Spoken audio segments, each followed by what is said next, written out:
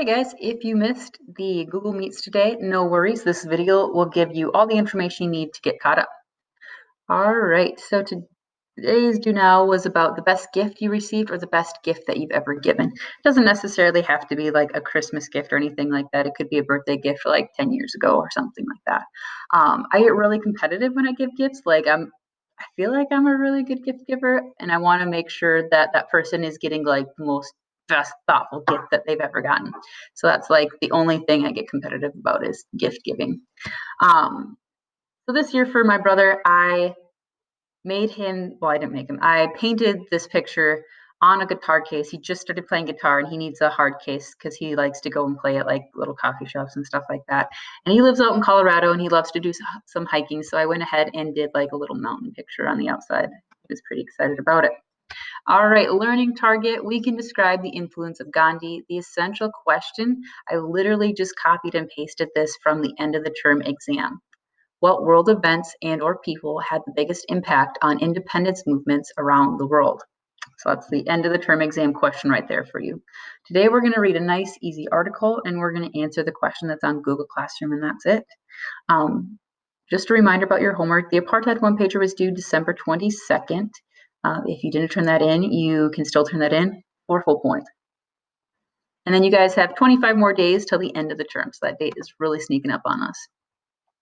So remember, we started talking about India before break, and we kind of focused on how many Americans see India as like this crazy, weird, exotic place. But we do have some things in common, like democracy type of government. We've been allies with India for a long time. And the one we're going to kind of focus on today is that they were colonized by the British, just like the United States was. There are some differences between this. The British were a little bit more harsh towards India, and British rule lasted a lot longer in India, like until 1947, 1948-ish. All right, so before we get started, I'm going to go ahead and just acknowledge a few things. Number one, I know it's hard to get back into the swing of things after break. So here are some things that I thought about and incorporated into today. Number one, I made sure that today did have meaning, that it wasn't just easy, busy work. Okay, so that way you felt like you were still learning something, even though we're going to take it a little bit easier. You're allowed to work at your own pace, so that way you can kind of go as fast as you want to go, get it done and have some free time, or just take it really, really slow because you're really tired and getting motivated again. All right, number two, I was extremely proud of the Apartheid one-pagers that I graded over break. I'm super glad that I graded them over break because I was not feeling motivated to come back to school. But then I saw them and they're just like really, really thoughtful and really cool and really well designed. So it made me excited to come back to this class. All right, number three, this week will be hard because it's a full week, but know that we only have 25 more days left of the term. So if you do not like this class, that means you only have to see my face for 25 more days. If you like this class, we have 25 more glorious days together before it's over. All right, so what are you going to be doing today? Today we're going to be gathering information to help us answer this question that will be on the test. Remember, I literally copied and pasted it from the test. What world events and or people had the biggest impact on independence movements around the world? So in South Africa, we talked about Nelson Mandela, kind of the leader for Black South African independence, ending apartheid. In India, we're going to be talking about Gandhi.